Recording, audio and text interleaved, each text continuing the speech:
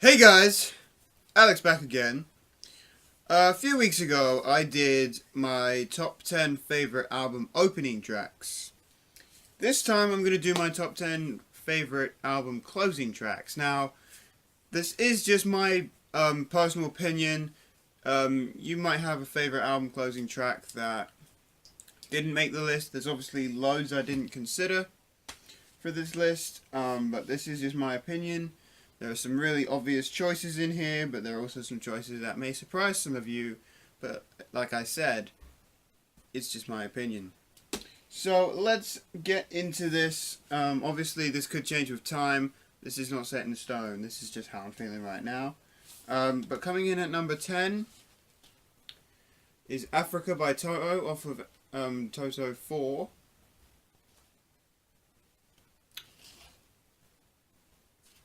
Classic 80s tune, one of my favourite songs of all time probably. So there is a bit of biasry there, but I do really like Toto, honestly. Very, very underrated band, I believe, and outside of Africa anyway, but Africa kind of made Toto, and I mean that's a bold statement to say, but I think it's basically true. But yeah, Toto with Africa. Coming in at number 9, this is an album not everyone will know, but I am seeing this band live later this year, so there's a bit of biasry here considering that I'm seeing them live and I do love this band at the moment. It's Vancouver Sleep Clinic. The song is Revival, which is the title track of the album. This is a stellar album, stellar debut, and so every song on here is just brilliant, but Revival closes the album perfectly. It's a very chilled, very laid back album. Not lo-fi, but definitely very electronic if you like that sort of thing.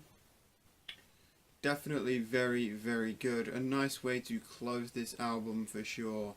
And so I gotta give props to Vancouver Sleep Clinic on that one.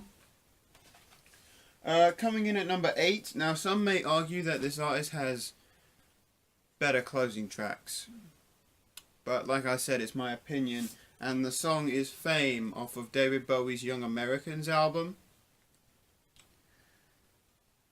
Yeah, he probably does have better closing tracks than this, but I really do, I love this album, Young Americans. I'd easily put it in my top 5 Bowie albums. And I know that's a strong statement to make, but it's true. But yeah, there it is, Young Americans. Stellar, stellar album. Next up, now a lot of people might expect this to be higher, considering how big a fan I am of this artist.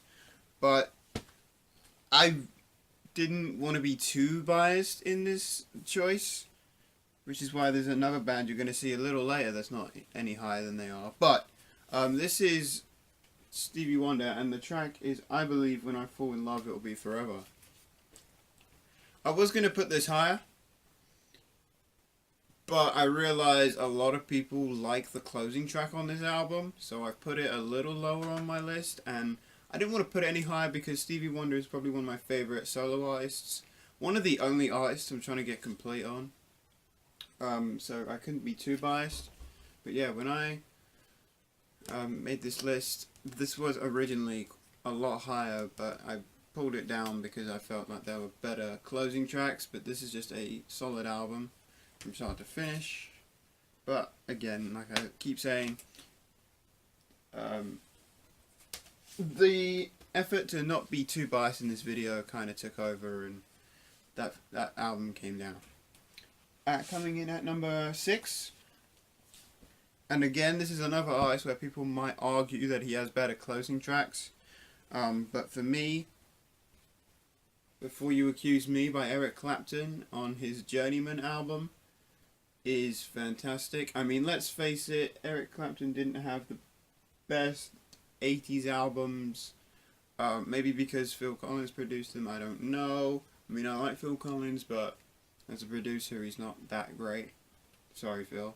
But yeah, I mean, I don't mind his 80s albums, but they weren't the best. This was a great album to close off the 80s for Clapton after his previous two works to this album, but yeah, I'm digressing anyway. Before you accuse me, fantastic closing to the track to this album. I mean, on this album you've got Pretending, Anything for Your Love, Hard Times. His cover of Hound Dog is on here, so very, very good stuff here from Eric Clapton. So that's coming in at number 6. At number 5, I don't have this album on vinyl, so I've got to show a CD, but I had to include it because it's one of the only songs by this band that I like, and it's Champagne Supernova by Oasis. I'm not a big Oasis fan. This is probably I don't even know if I like this album from start to finish. I've not listened to the whole thing. But of course it has Wonderwall, Don't Look Back in Anger, and Champagne Supernova are the big songs on this album, and Champagne Supernova is an amazing, amazing closing track to this album, so I had to put it on the list. Yes, it's 7.5 minutes long, but it's still a fantastic way to close off this album. So I had to put it there anyway. Coming in at number 4, another band that people may argue have better closing tracks, but for now, I've gone with Don't Bring Me Down by ELO. Fabulous closing track. Again, one of my favourite tracks by ELO, probably. Obviously, this whole album is just incredible, but can't be helped. But there it is, ELO with Don't Bring Me Down. At number 3, again, this was going to be higher, but I decided to go against it because there are actually 2 album closing tracks I do prefer over the one on this album. But out of all this band's albums, I do believe this is the best closing track on all their albums. I've gone with The Jeweler's Hand on Arctic Monkeys' Humbug album. I almost went with That's Where You're Wrong from the follow-up to this, Suck It and See, but honestly, after giving this album a full intent listen, I do believe The Jeweler's Hand is a much better opening track than That's Where You're Wrong. So yeah, Arctic Monkeys, That's Where You're Wrong. There is a bit of biasry here because this may or may not be lower in a lot of people's lists, but for me, this is just a solid closing track. A stellar album from start to finish. I mean, I'm going to say that about a lot of Arctic Monkeys albums, that they're just fabulous from start to finish, but this one is really, really incredible. So I've got to put it high on my list. At number 2, and I feel like this track would be a lot of people's number 1, but I've gone with Eclipse from Dark Side of the Moon. Before you complain, no, I didn't put the stickers on this out on the cover. It was like that when I bought it, but I'm not too fussed about the cover because the vinyl was nice. But yeah, Eclipse at number 2. I think this is the only album in existence where, because the closing track works into the opening track, I think it's the only album where on first listen where I've listened to it once and then flipped it over from the beginning so that I can listen to that transition from the closing track to the opening track. Just me? No? Okay. But yeah, there it is. Dark Side of the Moon's Eclipse at number 2.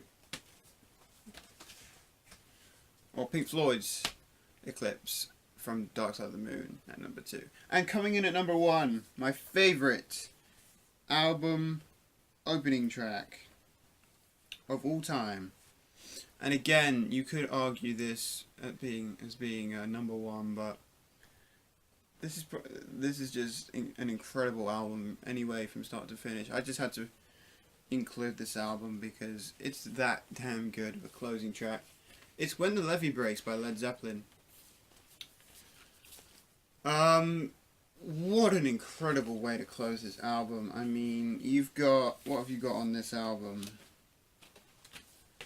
Black Dog's on here, Four Sticks is on here, Stairway to Heaven is on here, but nothing in my opinion, on this album beats When the Levee Breaks. Stellar song, fabulous closing track, and just absolutely perfect way to end such an experience of an album. So there it is, number 1, When the Levee Breaks. Alright, so that's going to do it for this video, guys. Hope you guys enjoyed. Please leave your list in the comment section down below, or you can make a video response. Either way is cool with me. But that's going to do it. So once again, thanks for tuning back into the channel, and I will see you guys again very soon. Peace.